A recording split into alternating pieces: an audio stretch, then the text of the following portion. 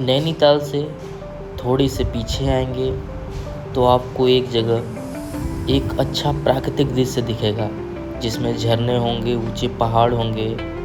वहाँ पे छोटी छोटी दुकानें हैं 2-4, आप वहाँ पे रुकिए, काफ़ी सुकून मिलेगा आपको। हम लोगों ने वहाँ पे रुके, मैगी भी खाई और आपस में बातें भी की।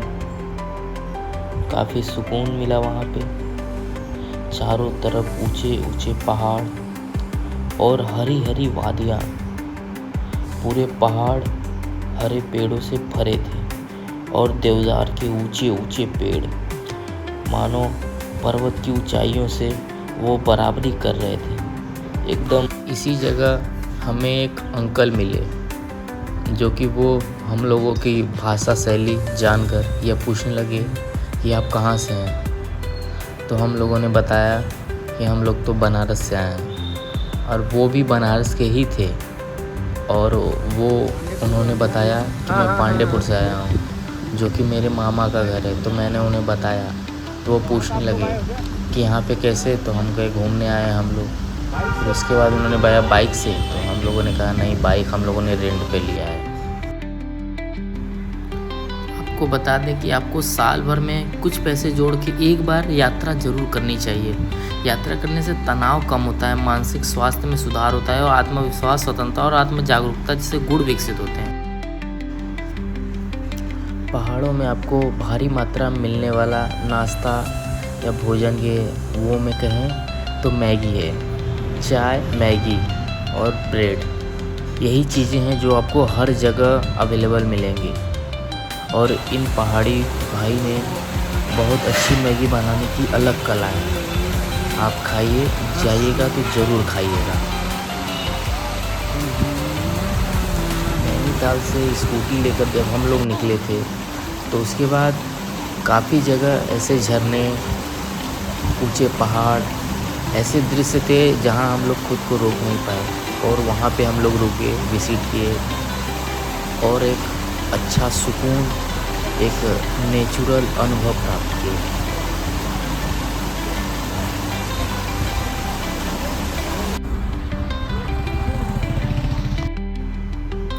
कैची धाम से निकलने के बाद हम लोगों ने भीमताल के लिए प्रस्थान किया। और भीमताल नैनीताल कैची धाम से 12 किलोमीटर की दूरी पर था। तो हम लोग वहाँ से निकले। रास्ते में काफ़ी अच्छी जगह थी। हम लोगों ने रुक रुक के हर जगह, हर व्यू पॉइंट, अलग अलग छोटे छोटे जगहों से अच्छे अच्छे नज़ारे हम लोगों ने उसको देखा और देखते रहे, निहारते रहे।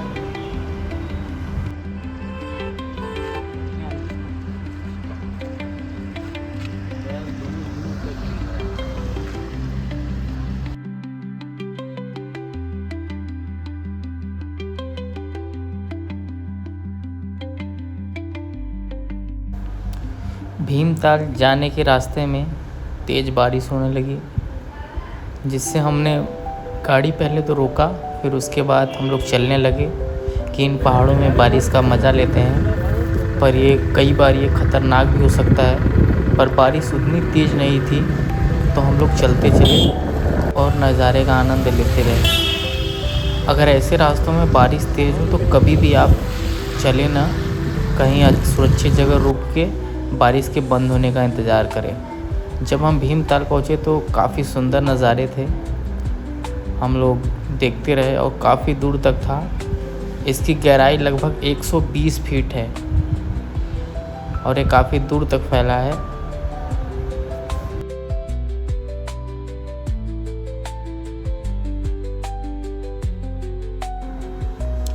भीमताल का इतिहास महाभारत काल से जुड़ा है। यह शहर और झील दोनों का नाम महाभारत के भीम के नाम पर रखा गया है। पौराणिक कथाओं के अनुसार पांडवों के वनवास के दौरान भीम ने इस स्थान पर आकर भीमेश्वर महादेव मंदिर का निर्माण कराया था। भीमताल कुमाऊं क्षेत्र की सबसे बड़ी झील के लिए प्रसिद्ध है। यहाँ पे ही 19वीं शताब्दी में निर्मित विक्टोरिया बांध एक औपनिवेशिक विरासत है और झील के लिए जलाशय के रूप में भीमताल के नज़ारे नैनीताल से मिलते जुलते हैं, पर बस नैनीताल में आपको थोड़ी सी शहर रूपी आबादी दिख जाएगी और भीमताल उससे बिल्कुल अलग है। एकदम शांत वातावरण, कम जनसंख्या और कम लोग, देखने में बिल्कुल बराबर।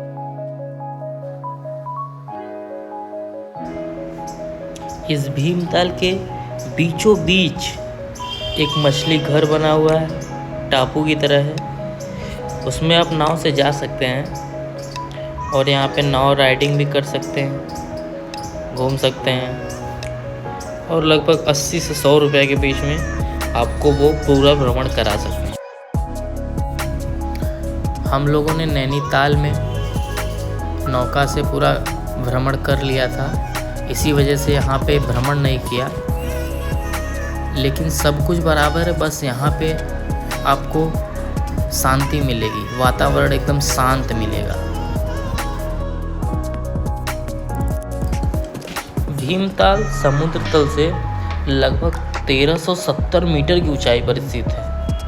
इतनी ऊंचाई पर भी इतना सुंदर झील मन को मोह लेता है। और भीमताल से आप नौकुचिया, जंगली गांव, काठगोदाम के लिए भी सड़कें जाती हैं, आप वहां से यहाँ निकल सकते हैं। भीमताल से वापस नैनीताल जाते समय रास्ते में प्राकृतिक सौंदर्य इतना सुंदर था कि बादलों के नीचे आ जाने से हमें नीचे की कुछ भी नहीं दिखाई दे रहा था। हम लोगों ने वहाँ पे खड़े होकर वहाँ के प्राकृतिक सौंदर्य का खूब आनंद लिया और कुछ तस्वीरें खींची।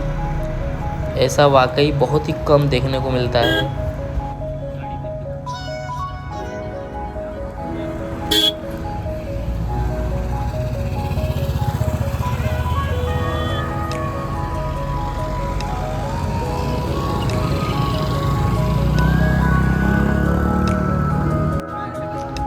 जो भी लिंक मार्ग हैं भीमताल से नैनीताल के बीच में, वो इतनी ऊंची पहाड़ों के किनारे से बनाए गए हैं कि नीचे के व्यू, नीचे के दृश्य आपको भयभीत कर सकते हैं। इतने नीचे वो आप देख सकते हैं जो रास्ता है और बादलों के बीच में है, और उससे भी ऊंचाई पे हम लोग अपना स्कूटी लेके जा रहे हैं।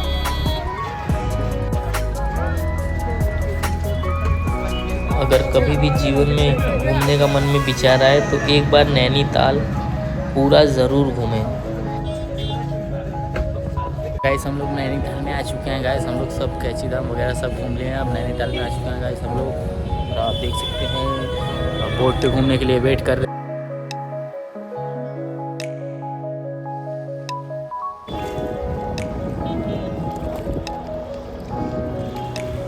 चाचा ये कितना गहरा होगा? हाँ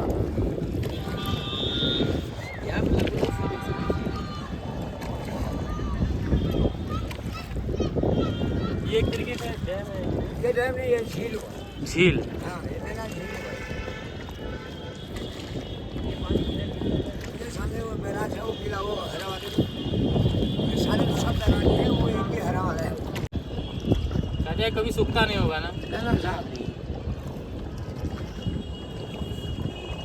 हम लोग रिटर्निंग का टिकट करवाने के लिए पैसा मंगाए हैं 2000। हाँ, तो 1500 रुपए का हुआ है और बचा तो बोले वो बड़ा वाला बोर्ड हुआ। हाँ, वहाँ पे क्या है ना कि ये सब रूल वगैरह नहीं है। तुम्हारे यहाँ सवारी का हिसाब चलता है ना?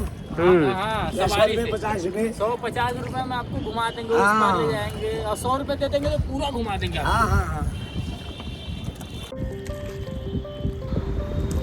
राइडिंग करते समय ही चाचा ने पूछा आप लोग कहाँ से आए, तो हम लोगों ने बताया कि हम लोग बनारस से आए हैं। तो उन्होंने कहा कि बनारस में भी तो नाव चलती हैं। तो हमने कहा हाँ। तो उन्होंने बोला कि तुम्हारे यहाँ तो सवारी का रेट होता है। हमने बोला हाँ, 150 रुपये में आपको पूरा घुमा देंगे, पर यहाँ का रेट अलग है। यहाँ पर पर्सन आपको कम से कम 120 रुपये तो देने ही पड़ेंगे।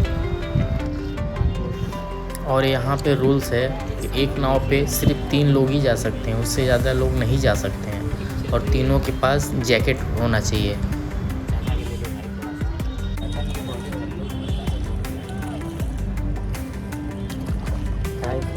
नैनीताल में है। पानी एकदम ठंडा ठंडा है, पानी एकदम ठंडा है भाई। और ये हमारे दोस्त शिवम गुप्ता रोनिया वाले, और इधर ये है चाचा, हम लोग को बोटिंग कराएंगे। क्या नाम पड़ेगा आपका? हाँ जी, आपका नाम क्या है? मेरा रमेश बिष्ट है साहब। बहुत अच्छे चाचा हैं, 2 ही लोग को लिए घुमा दिए। बाकी यहाँ पे 320 रुपये लगता है बोटिंग करने का, लेकिन हम लोग के लिए 200 रुपये किए हैं। बहुत अच्छे चाचा हैं, कभी आना तो इन्हीं की बोटिंग करना। हम लोगों का प्लान था कि बाबा नीम करोली धाम का दर्शन करने का, पर वो दर्शन करने के उद्देश्य से हम लोग गए थे नैनीताल। लेकिन वहाँ दर्शन करने के बाद हमने कई ऐसी अच्छी अच्छी जगह पे घूमी, जो कि ये बताता है कि नैनीताल काफ़ी खूबसूरत जगह है। और वहाँ पे आपको नियरेस्ट में बहुत अच्छी अच्छी जगहें मिल जाएगी जहाँ आप घूम सकते हैं। आप यहाँ पे नैनी झील, नैना देवी मंदिर, snow view point, tiffin top, Nainital, चिड़ियाघर, राजभवन और इको गुफा गार्डन जैसी जगहों पर घूम सकते हैं। और थोड़ी सी दूर जाकर आप मुक्तेश्वर महादेव मंदिर, भीमताल, सातताल और कई अच्छी अच्छी जगहें हैं जहां आप घूम सकते हैं। इसी के साथ हमारे ब्लॉग का अंत होता है। आपसे ज़रूर मिलते हैं अपने अगले ब्लॉग में। सबको